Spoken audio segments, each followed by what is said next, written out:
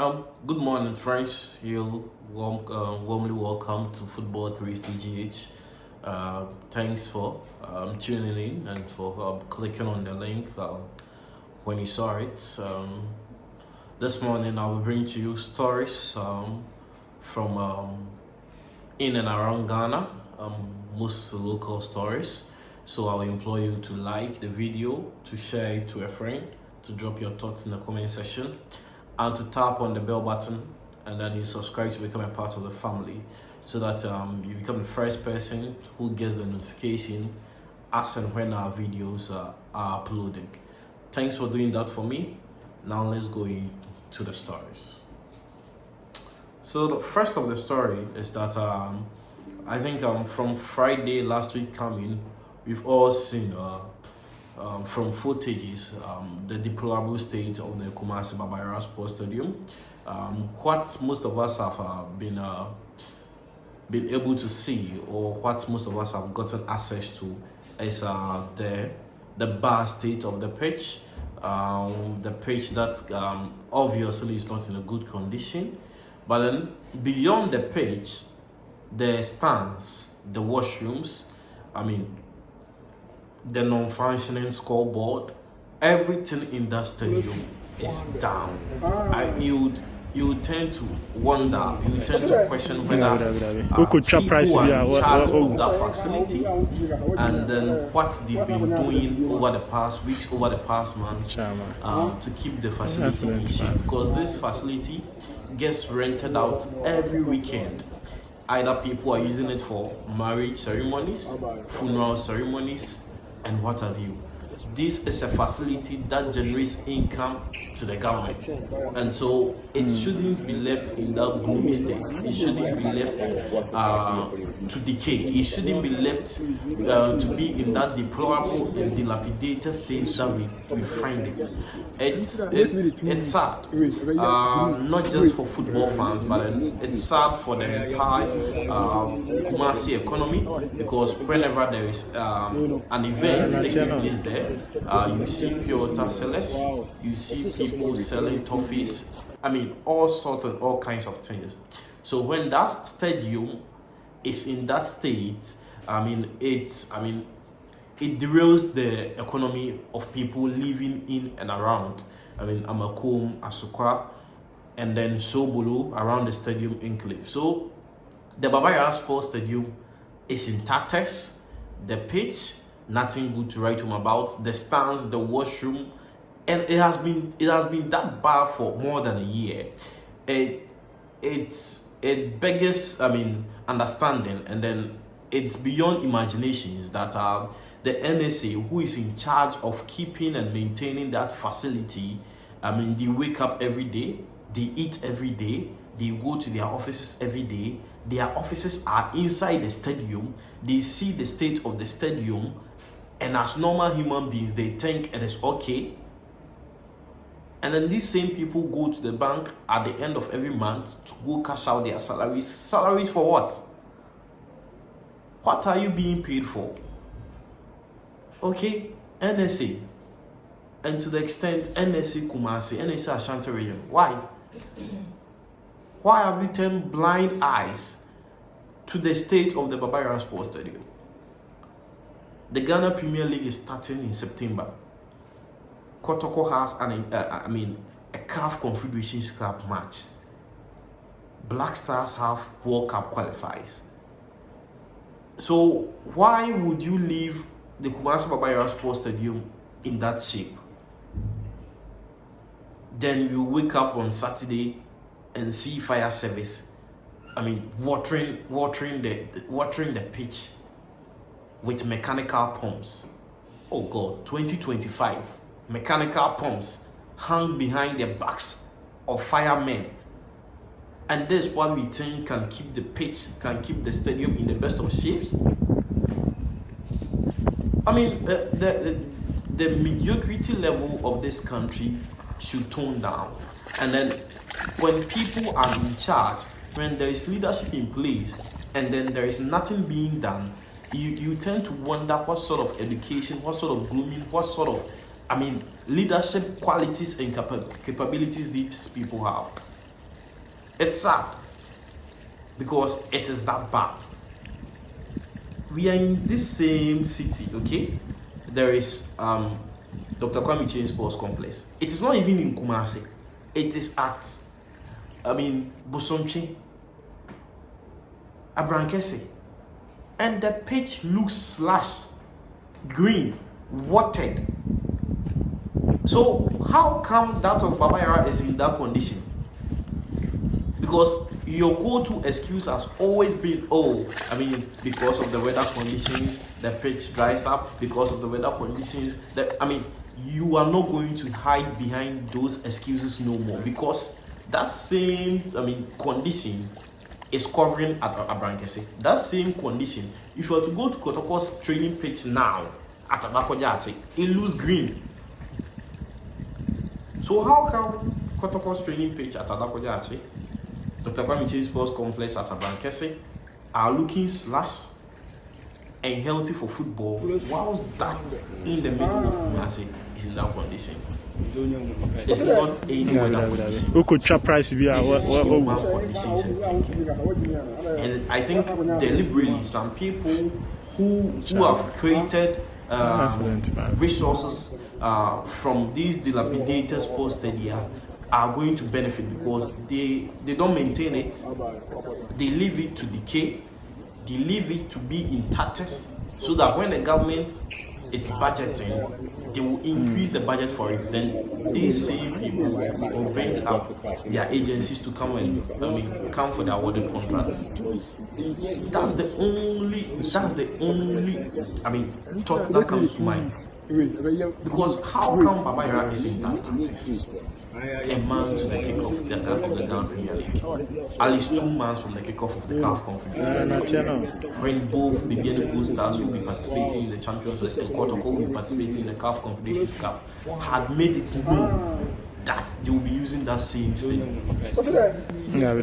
Who could trap price be wakes up every day, eat, drink, laugh, go to bed, go to the bank at the end of every month to cash out their salaries.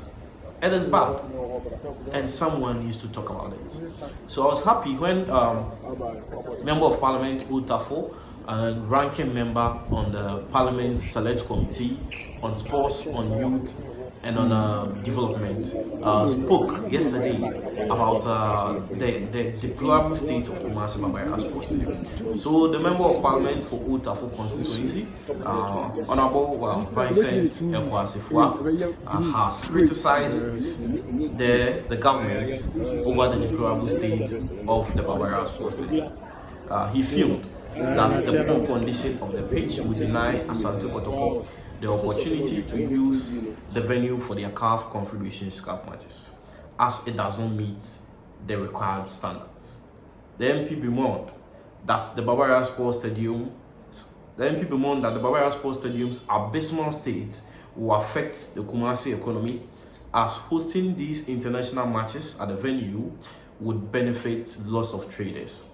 Mr. Asafua called on the government to take swift actions to renovate the stadium, to enable national teams and other local teams participating in CAF Confederation Cup and CAF Champions League matches to be able to use the stadium.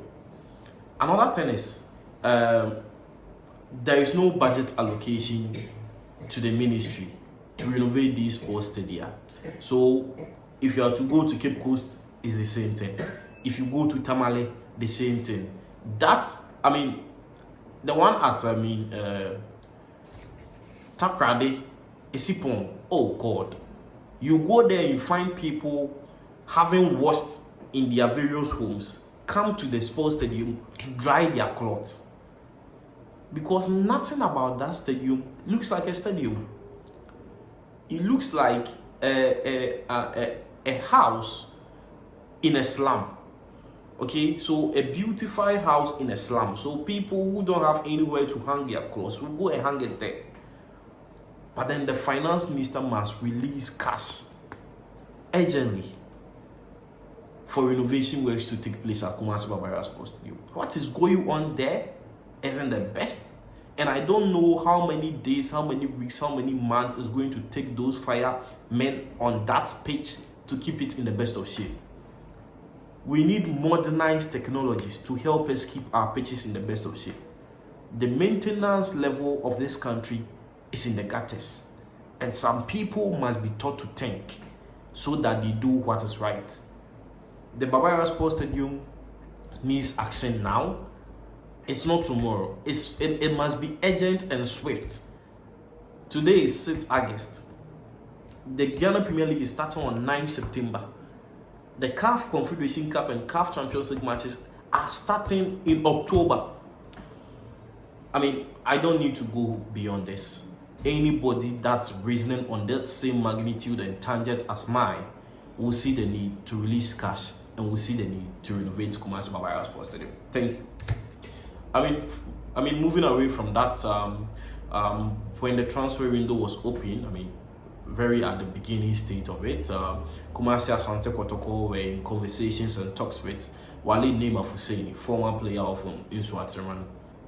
Walid Neymar, was doing back and forth with the IMC. I want 2 years, we'll give you 3 years. At some level, they reached a compromise. Compromise was reached on both parties to sign that 3-year contract.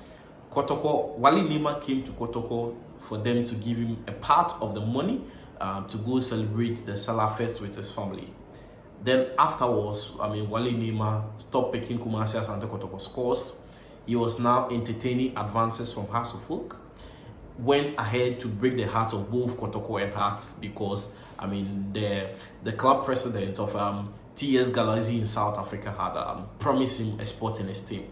After going to South Africa and for finding for himself that he does not fit into the footballing project, Walid Neymar is back to Ghana and is begging the IMC of Kumasi Asante Kotoko to take him back as a prodigal son. But then the IMC says I should tell Walid Neymar that they are not kids and then they can't be taken for granted. You can't waste a month or 2 months of their time, doing back and forth with them. They giving you money, then to see you go to South Africa. And now that your deal at South Africa has backfired, you come back to, apologize. Walid Neymar Fuseni, the management and IMC of Kumasi Asante Kotoko says they don't need your services no more. And I should tell you that you were not even their first choice. You were only being entertained because of the recommendations of some scouts. And that they have gotten their first choice. I'm going to disclose who their first choice was to you. So Walid Neymar Fusteni's U-turn to Kumasi Asante Kotoko has, it didn't even start. He had those thoughts and imaginations that you can't beg them and then they will accept him into the team. But then IMC, and then led by Nana Kwesi Appiah says, I should tell you that they thank you for everything, but then please remain at your Inswatire. And when you find any club of your choice, you go sign for them. They don't need your services no more because you are not even their first choice. In comes the first choice. Now, the first choice of Kumasi Asante Kotoko to Walid Neymar was Sulley Ibrahim. I have disclosed that Sulley Ibrahim was at Adakojachi Training Complex last week. Sulley Ibrahim has been there this week. And by the end of the week, today is Wednesday, by Friday, Sulley Ibrahim will be unveiled as a new Asante Kotoko player. Sulley Ibrahim, a ringer attacking midfielder, having played for Accra Great Olympics, traveled to Albania to play for FK Tirana.